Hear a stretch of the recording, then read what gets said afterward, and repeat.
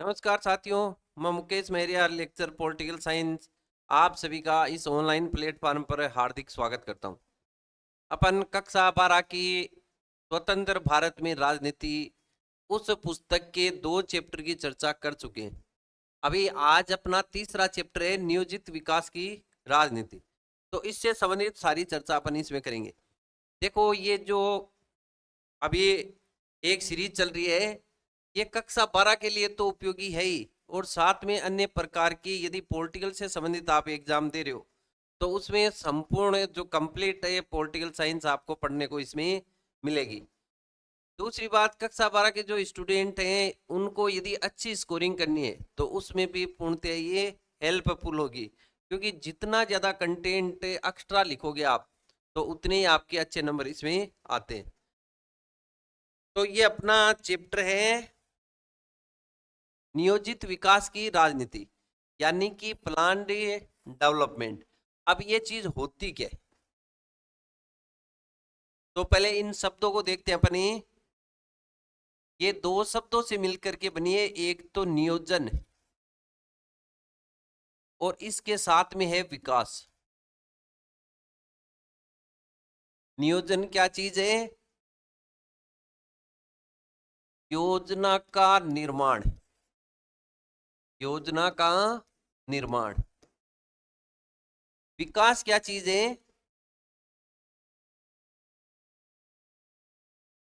सामाजिक व आर्थिक न्याय।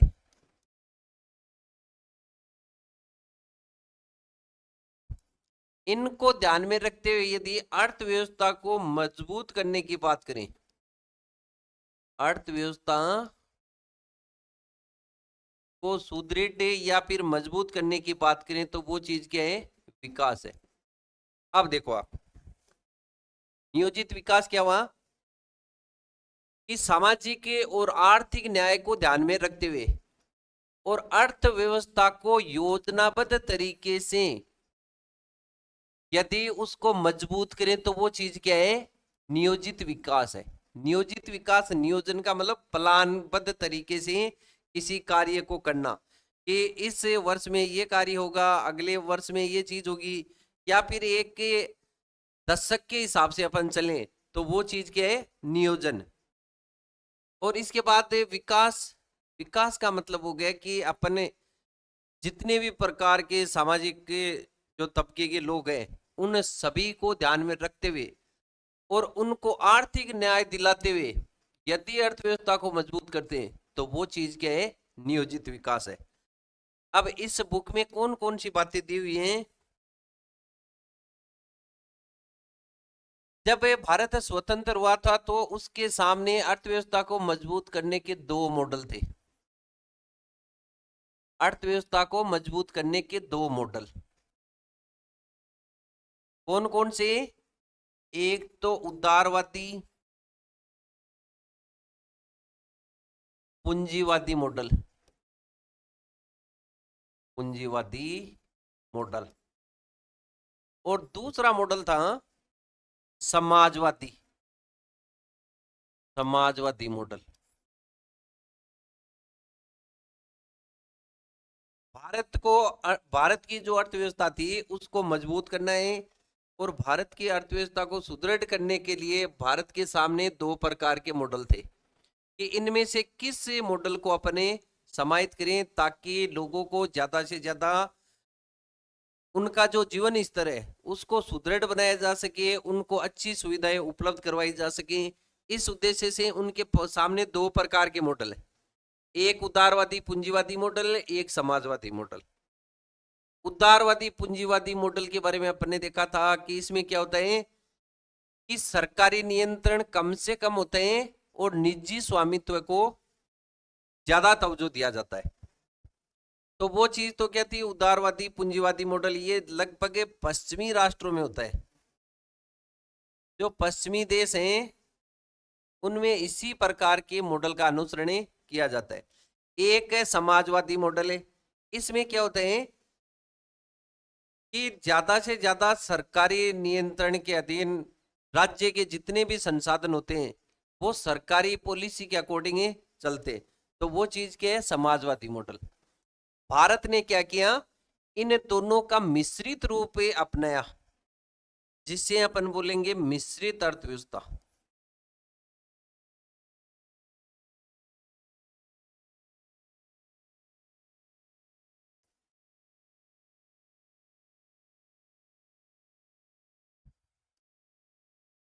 मिश्रित अर्थव्यवस्था, इसका मतलब ये हुआ कि भारत ने समाजवादी और पूंजीवादी दोनों के मिश्रित रूप को अपनाया।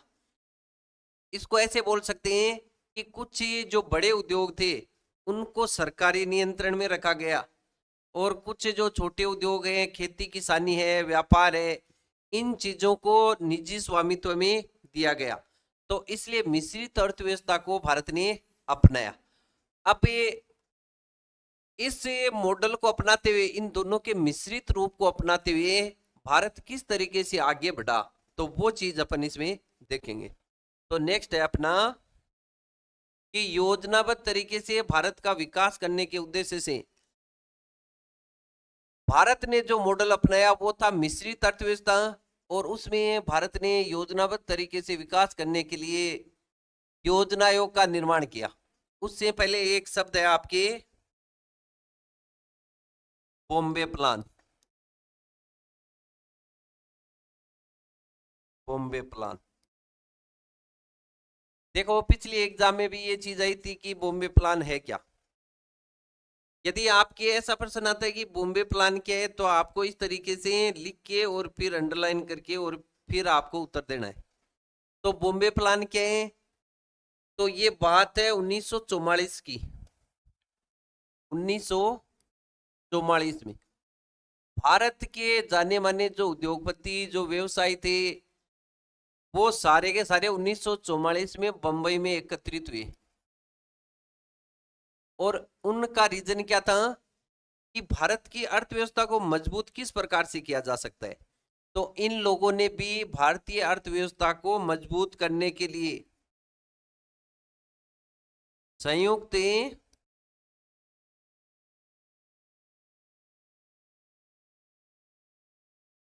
अर्थव्यवस्था की बात की। कहने का मतलब ये हुआ कि बॉम्बे प्लान है क्या? तो 1944 में उद्योगपति और व्यवसायियों का बुलाया गया एक सम्मेलन है, और इस सम्मेलन का मुख्य उद्देश्य था कि अर्थव्यवस्था को मजबूत करने के लिए किस प्रकार की व्यवस्था होनी चाहिए। तो इन्होंने भी क्या बताया कि सरकारी नियंत्रण होना चाहिए। सरकारी नियंत्रण, सरकारी नियंत्रण का मतलब ये भी समाजवाद के पक्ष में थे स्टार्टिंग में, समाजवाद।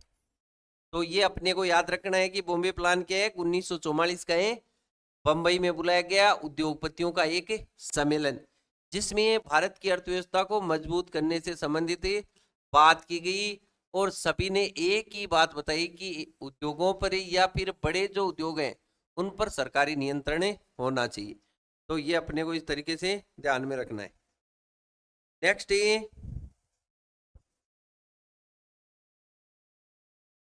तो सरकारी नियंत्रण होने का मतलब ये हो गया कि सरकार फिर इस प्रकार का प्लान तैयार करे जिससे भारत की अर्थव्यवस्था को एक नई दिशा दी जा सके, उस भारतीय अर्थव्यवस्था को किस तरीके से मजबूत किया जा सके।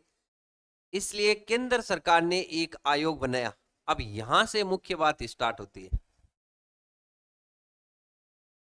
जिसका नाम है योजना आयोग। योजना आयोग, ये जो योजना आयोग है, देखो कुल मिलाकर के 3 प्रकार के बोर्ड होते हैं। एक होता है संवैधानिक, जिसका संविधान में कोई ना कोई आर्टिकल दिया हुआ रहता है, जैसे अपन देखिए राष्ट्रीय निर्वाचन आयोग, राज्य निर्वाचन आयोग, और इसी प्रकार से वित्त आयोग भी हो गया।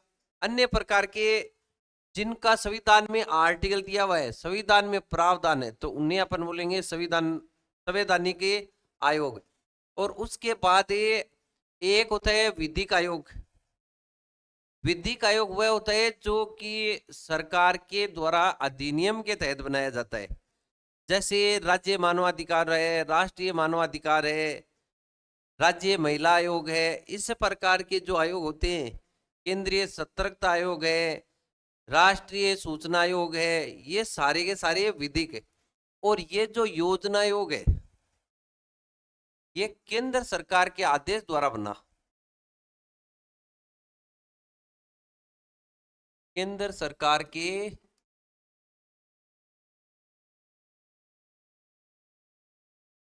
आदेश द्वारा स्थापित है।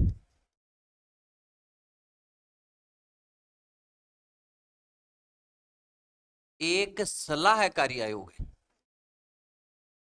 एक सलाहकारी आयोग है। तो क्या चीज इसमें देखना है, योजना आयोग के पहली बात तो बना कभी, मार्च 1950 को बनाया किसने, केंद्र सरकार ने एक आदेश पारित करके और इसका गठन किया था जो मार्च 1950 को। ये एक क्या है, सलाहकारी आयोग है।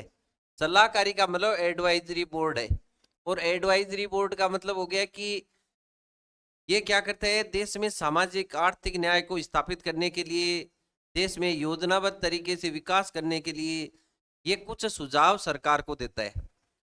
एक प्लान तैयार करके, एक योजना तैयार करके देता है, परंतु उस प्लान को, उस योजना को, योजना प्रभावित तभी होती है जब वो केंद्र सरकार यानी कि मंत्री परिषद के माध्यम से उसको कोई अधिनियम पारित करके लागू कर दिया जाता है, तब वो योजना क्या होती है, प्रभावी होती है। अब नेक्स्ट है कि जो योजना आयोग है, इसका अध्यक्ष कौन होता है,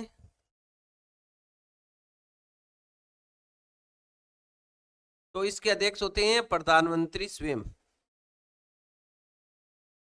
प्रधानमंत्री। पहला जो योजना आयोग की अपन बात करें, प्रथम कौन थे इसके अध्यक्ष, तो पंडित जवाहरलाल नेहरू, जवाहरलाल नेहरू। और यह आयोग बना कब, मार्च 1950।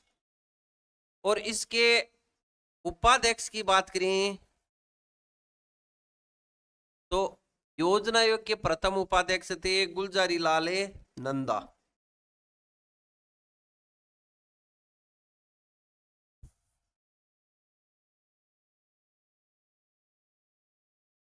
गुलजारी लाल नंदा। ये जो आयोग है, ये आयोग वर्तमान में इस प्रकार का आयोग है वो नहीं है, और इसकी जगह दूसरा आयोग अभी स्थापित कर दिया गया है। कहने का मतलब ये हुआ कि योजना आयोग की जगह कौन सा आयोग आ गया अभी,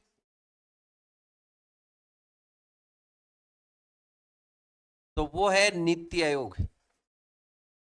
नीति आयोग।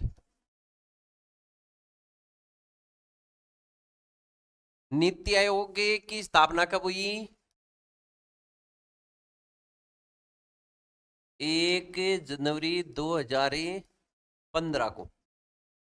पहले केंद्र सरकार के द्वारा योजना का निर्माण करने के लिए योजना आयोग की स्थापना हुई थी, उसके अध्यक्ष प्रधानमंत्री होते हैं, उनकी जगह अभी नीति आयोग का निर्माण कर दिया गया।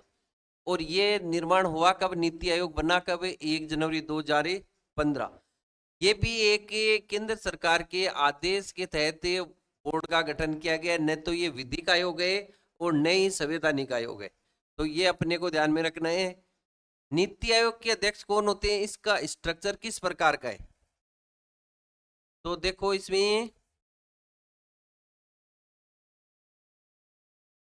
अध्यक्ष इसके भी प्रधानमंत्री होते हैं, एक इसमें उपाध्यक्ष होते हैं, और दूसरा इसमें 5 होते हैं। देखो सदस्य की बात करें तो पूर्णकालिक सदस्य,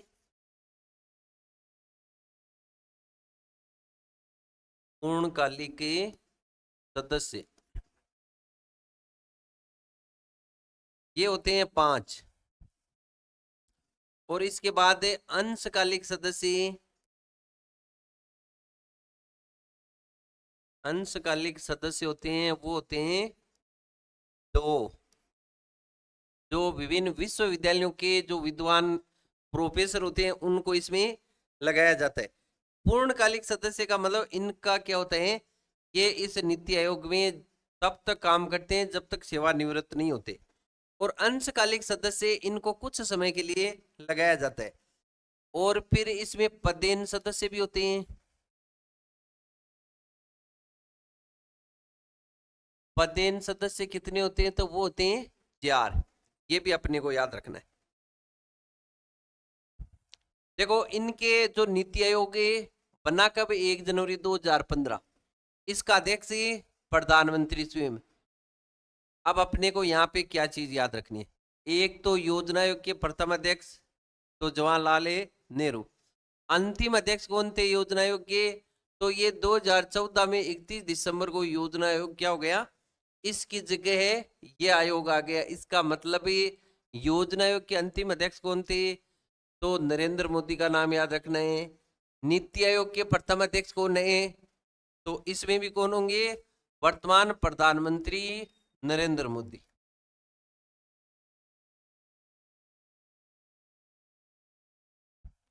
अब देखो उपाध्यक्ष की बात करें, तो जब इसका गठन हुआ था तो प्रथम उपाध्यक्ष थे अरविंद पनगड़िया। अरविंद पनगड़िया। और वर्तमान उपाध्यक्ष की बात करें तो अभी कौन है 2023 में, राजीव कुमार। राजीव कुमार। यदि इस प्रकार की बातें आप कक्षा 12 के स्टूडेंट लिखते हैं तो आपको इसमें थोड़े एक्स्ट्रा नंबर आपको मिलने की संभावना रहती है। तो उपाध्यक्ष से प्रथम अरविंद पनगड़िया और वर्तमान में कौन है, राजीव कुमार। फिर अपन इसमें देखते हैं ये जो नीति आयोग है इसकी फुल फॉर्म भी अपने को आनी चाहिए।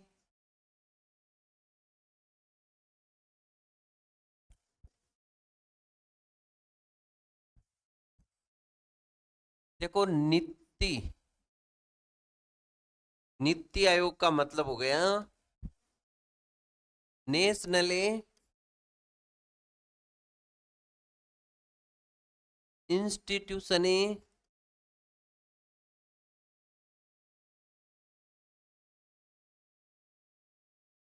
For a transforming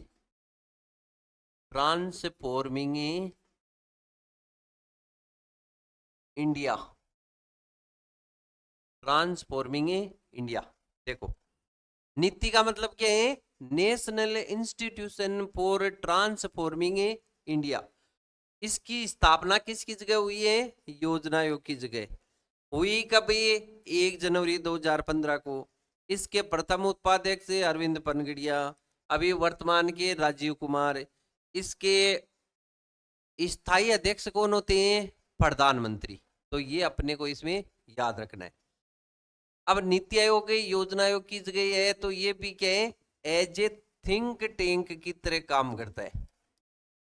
think tank कहने का मतलब ये भी क्या है, एडवाइजरी बोर्ड है। और ये विभिन्न प्रकार की ये बताता है कि अर्थव्यवस्था को सुदृढ़ कैसे किया जा सकता है। ये प्लान बना करके तैयार करके देखा और फिर केंद्रीय मंत्री परिषद उसको लागू कराने का या उसको इफेक्टिव करने का काम है करेगा। तो एक बात तो है इसमें ये।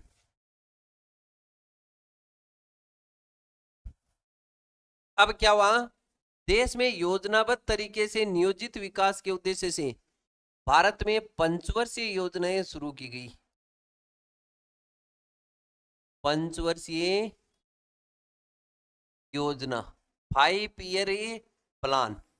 देखो पंचवर्षीय योजना से पता लग रहा है कि ये क्या है, 5 साल के लिए।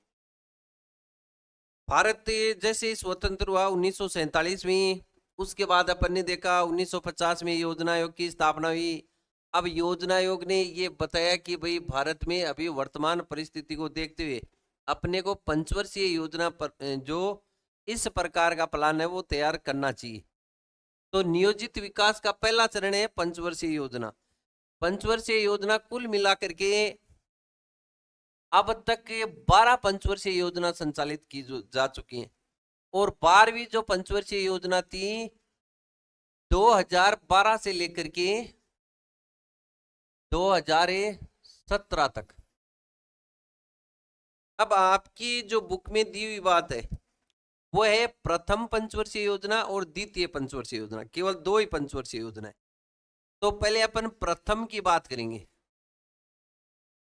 प्रथम पंचवर्षीय योजना।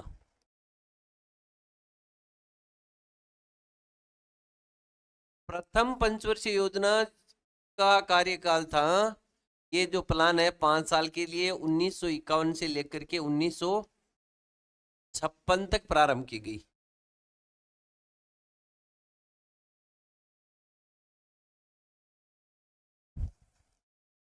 प्रथम पंचवर्षीय योजना 1951 से 1956। अब इसमें सर्वाधिक बजट किस क्षेत्र पर व्यय करने की बात रखी गई? सर्वाधिक व्यय या सर्वाधिक जो विकास किस क्षेत्र की बात की गई? तो वो क्षेत्र था कृषि का विकास करना। कृषि का विकास, इसमें सर्वाधिक ध्यान किस चीज पे दिया गया? कृषि के विकास पे दिया गया। दूसरी बात है ये किस मॉडल पर आधारित थी? तो इसके मॉडल की बात करें तो वो थी हेरोडे डोमर मॉडल। हेरोडे डोमरे मॉडल। तो ये भी अपने को इसमें याद रखना है। और एक प्रमुख अर्थशास्त्री थे जिनका नाम है के.एन. राज। प्रथम पंचवर्षीय योजना जो कि हेरोड डोमर मॉडल पर आधारित थी, इसे अर्थशास्त्री युवा अर्थशास्त्री थे के.एन. राज, इन्होंने इनको तैयार किया था। और 5 वर्ष का प्लान था जिसमें सर्वाधिक बजट कृषि पर लगाए जाने की बातें की गई। और विकास लक्ष्य, इसकी लक्ष्य दर इस योजना की कितनी रखी गई? तो वो थी 2.1% कि इस प्रकार से इसका विकास होगा। तो ये कुछ चीजें हैं जो अपने को याद रखनी है। अब नेक्स्ट बात है कि इस पंचवर्षीय योजना के तहत कृषि का विकास करने की बात आई है। तो कृषि का विकास करने के लिए कौन कौन सी जो योजनाएं थी उनमें सर्वाधिक पैसा लगाया गया था, किस प्रकार से विकास हुआ था? तो देखो पहली बात तो सिंचाई और बांध परियोजनाओं का निर्माण किया गया। बांध व सिंचाई परियोजनाओं का निर्माण।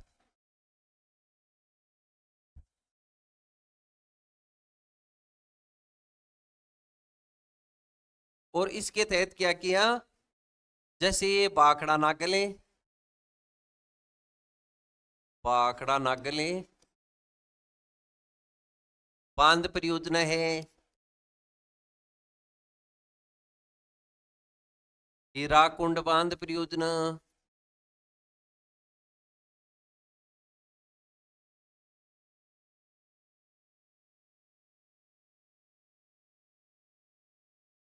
दामोदरी बांध और सिंचाई परियोजना। देखो यदि भारत में बहुउद्देशीय परियोजनाओं की बात करें तो बहुउद्देशीय परियोजनाओं के जनक है पंडित जवाहरलाल नेहरू।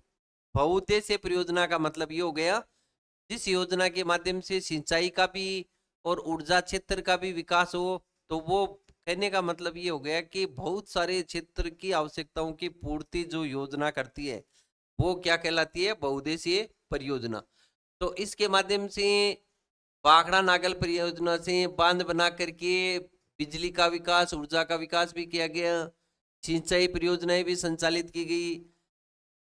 इस पंचवर्षीय योजना के अंतर्गत ये उद्देश्य था कि भाई भारत में कृषि उत्पादन को किस तरीके से बढ़ाया जाए और भारत को कृषि में आत्मनिर्भर किस तरीके से बनाए।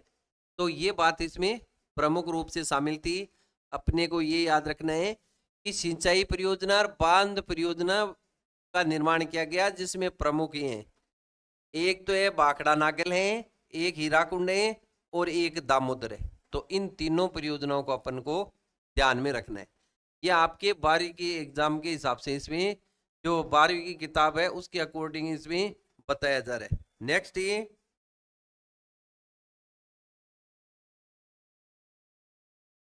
अब ये जो पंचवर्षीय योजना थी, इसका विकास इस प्रकार से किया गया कि तेजी से विकास न करके और धीरे धीरे विकास करना। कहने का मतलब विकास का लक्ष्य इसका था धैर्य के साथ या धीरज के साथ, तेज गति से विकास करना इसका लक्ष्य नहीं था। नेक्स्ट ये द्वितीय पंचवर्षीय योजना। द्वितीय पंचवर्षीय योजना।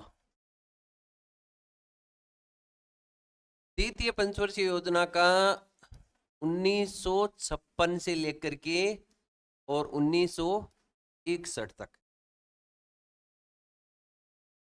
कुल मिला के मैंने आपको बताया था कि 12 पंचवर्षीय योजनाएं हैं, जिसमें से आपकी बुक में 2 पंचवर्षीय योजना है। अब ये द्वितीय पंचवर्षीय योजना 1956 से 1961 तक 5 साल की है, तो इस प्रकार से चलेगी। इसमें किस क्षेत्र पे सर्वाधिक बजट हुआ, कौन कौन से विकास के काम हुए, लक्ष्य क्या था, किस मॉडल पर आधारित थी, ये सारी चीजें इसमें देखनी है। तो देखो पहली बात तो इस योजना को तैयार किसने किया, प्रशांत चंद्र महालनोबिस। इसलिए इसके मॉडल को क्या कहा जाता है, पीसी महालनोबिस। पीसी महालनोबिस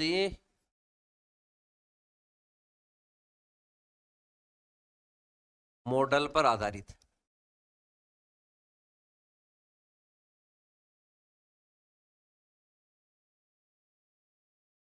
देखो पीसी महालनोबिस ये एक व्यक्ति विशेष हैं जो सांख्यिकी विद हैं, स्टैटिक्स के ज्ञाता हैं, पीसी महालनोबिस। तो उन्होंने इस प्रकार का मॉडल तैयार किया द्वितीय पंचवर्षीय योजना का। तो ये भी आपके कई बार पूछा हुआ है कि द्वितीय पंचवर्षीय योजना किस मॉडल पर आधारित थी, तो पीसी महालनोबिस। अब इसमें लक्ष्य क्या रखा गया था, सर्वाधिक व्यय की बात करें, सर्वाधिक व्यय तो वो रखा गया था उद्योगों की स्थापना पर। उद्योगों की स्थापना पहली जो पंचवर्षीय योजना थी उसमें प्राथमिक क्षेत्र पर सर्वाधिक बजट लगाया गया, और प्राथमिक क्षेत्र में क्या था, कृषि। और द्वितीय क्षेत्र पर द्वितीय पंचवर्षीय योजना जिसमें आपके उद्योग आते हैं, तो द्वितीय पंचवर्षीय योजना में उद्योगों की स्थापना पर ही जोर दिया गया। और इसमें मुख्यतया जो लक्ष्य रखा गया,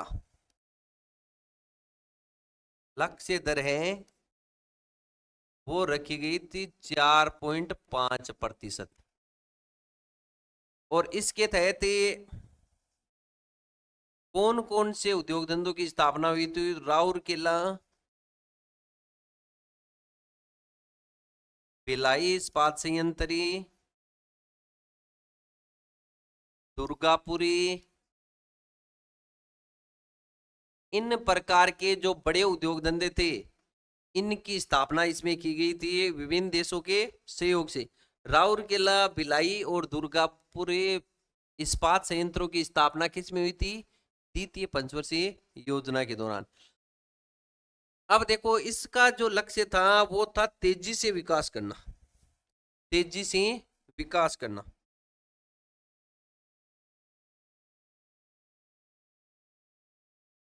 तेजी से विकास करना।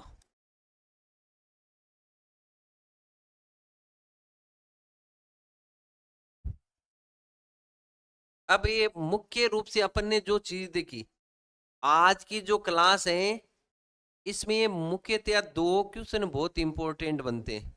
एक तो इसमें बना आपके बॉम्बे प्लान क्या है, या फिर जो नियोजित विकास किसे कहते हैं, या फिर मिश्रित अर्थव्यवस्था किसे कहते हैं। और दूसरा जो प्रश्न है वो है कि प्रथम पंचवर्षीय योजना द्वितीय पंचवर्षीय योजना से किस प्रकार से भिन्न थी, या फिर प्रथम और द्वितीय पंचवर्षीय योजना में आपको अंतर बताना है। तो क्या करोगे आप, इसमें प्रथम पंचवर्षीय योजना और इसके अंतर की यदि अपन देखें तो अंतर के लिए आपको प्रथम पंचवर्षीय योजना एक साइड में और फिर आपको दूसरी साइड में लिखना है द्वितीय पंचवर्षीय योजना, और फिर आपको इसमें अंतर बताना है। तो पहले अंतर की अपन देखें तो वो चीज हो गई कि किस क्षेत्र पर कितना बजट लगा, या फिर टाइम के अकॉर्डिंग अपन बता सकते हैं कि 1951 से ये 1956 तक चली, और ये 1956 से 1961।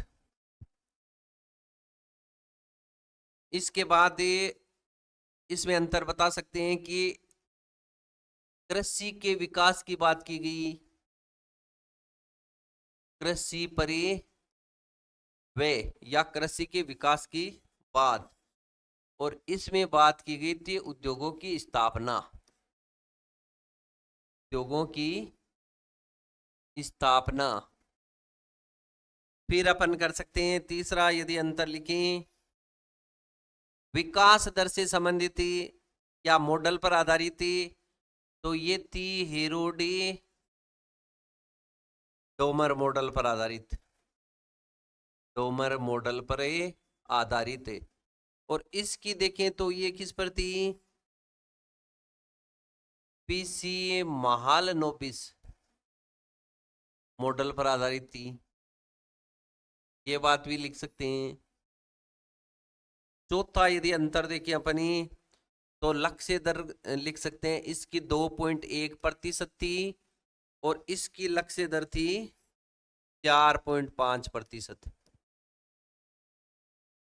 फिर पांचवा अंतर लिखना चाहिए, तो जो भी सिंचाई परियोजनाएं बनी, हीराकुंड बनी, बांकड़ा नागल बंदी, या नागार्जुन सागर जो दामोदर काठी परियोजना बनी, देखो बिहार का शोक किस नदी को बोलते हैं, कोसी नदी को, और पश्चिम बंगाल का शोक दामोदर नदी को बोलते हैं। हीराकुंड बांध भारत का सबसे लंबा बांध है जो कि उड़ीसा में। ये चीजें तो थोड़ी अलग टाइप की, अभी आपको उनके बारे में बताने हैं। और द्वितीय पंचवर्षीय योजना में तीनों संयंत्रों का नाम लिखना है, राउरकेला, भिलाई, जो दुर्गापुर। ये लिखने के बाद आपको इसमें जो अंतर है, यदि 2 पूछे 3 पूछे तो आप अपने हिसाब से लिख सकते हैं। इसमें देखो पीछे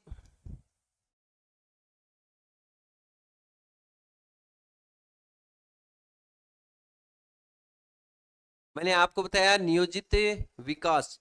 नियोजित विकास यदि सरल सी भाषा में अपन समझे तो आपको पता है कि कोई भी प्रकार के डेवलपमेंट की बात करें और उसको योजनाबद्ध तरीके से प्री प्लान के द्वारा करें, तब उसमें क्या रहता है, सक्सेस होने की संभावना ज्यादा रहती है।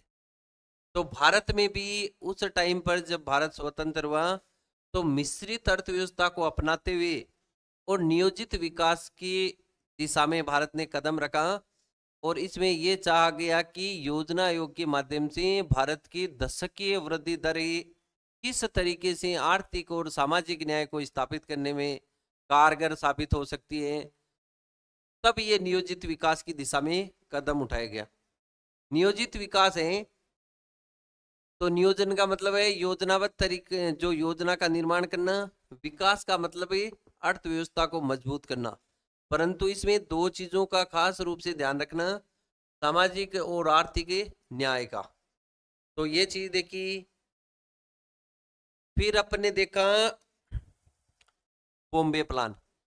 तो बॉम्बे प्लान है क्या चीज, तो अपने को क्या बताना है इसमें कि 1944 में जो उद्योगपति जो व्यवसायी थे उनका एक बंबई में आयोजित सम्मेलन, और इस सम्मेलन में भारत की अर्थव्यवस्था को मजबूत करने के लिए सरकारी नीतियों का समर्थन किया गया। सरकारी नियंत्रण का कहने का मतलब यह हुआ कि समाजवाद की बात इसमें भी की गई थी। फिर आपके याद रखना है योजना आयोग का निर्माण कब हुआ? मार्च 1950। इसका अध्यक्ष प्रधानमंत्री, ये सारी बातें। और सबसे इंपॉर्टेंट आपको नीति आयोग भी याद रखना है। नीति आयोग एक सलाहकारी जो बोर्ड है या संस्था है, थिंक टैंक की तरह इस ये काम करता है। 1 जनवरी 2015 को बना था। और न तो ये संवैधानिक बोर्ड है न विधिक बोर्ड है, यह एक संसद के द्वारा जो स्थापित आदेश के द्वारा स्थापित एक बोर्ड है। नीति आयोग से संबंधित ये सारे डाटा अपने इसमें देखे। तो इस तरीके से आपको इसमें देखना है। किसी प्रकार की आपको असुविधा है समझने में तो उसको आप कमेंट के माध्यम से इसमें पूछ सकते हो। धन्यवाद।